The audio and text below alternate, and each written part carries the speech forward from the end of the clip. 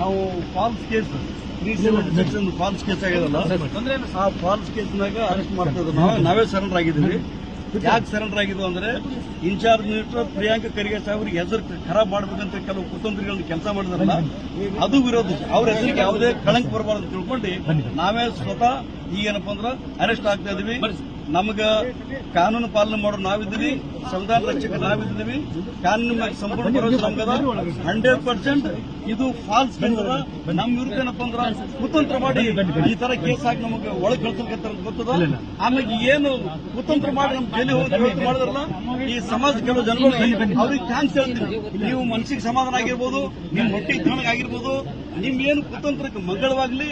ನೀವೇನಪ್ಪ ಅಂದ್ರೆ ಈ ತರದ ಏನು ದಲಿತ ಸಮುದಾಯ ಬಹಳ ಗಟ್ಟಿಯಾಗಿ ಹೋರಾಟ ಮಾಡ್ತಾರಲ್ಲ, ಅಂತ ಹೋರಾಟ ಮಾಡೋ ಜನಗಳಿಗೆ ನೀವು ಇದೇ ತರ ನೀವು ಅನ್ಯಾಯ ಅನ್ನಪ್ಪ ಅಂದ್ರೆ ಜೈಲಿಗೆ ಹಾಕಿ ಕೆಲಸ ಮಾಡ್ರಿ. ಸಮಾಜ ಯಂಗ್ ಲೀಡರ್ಸ್ ಬರ್ಬಾದ್ ಮಾಡ್ಕೊತೀರಿ, ನೀವು ಮಾಡ್ಕೊತೀರಿ. ನಾವು ಜೈಲಿಗೆ ಹೋಗ್ತೀವಿ, ಮತ್ತೆ ಬರ್ತೀವಿ. ಅನ್ಯಾಯ ವಿರುದ್ಧ ನಮ್ಮ ಧ್ವನಿ ಇದ್ದೇ ಇರ್ತಂತ.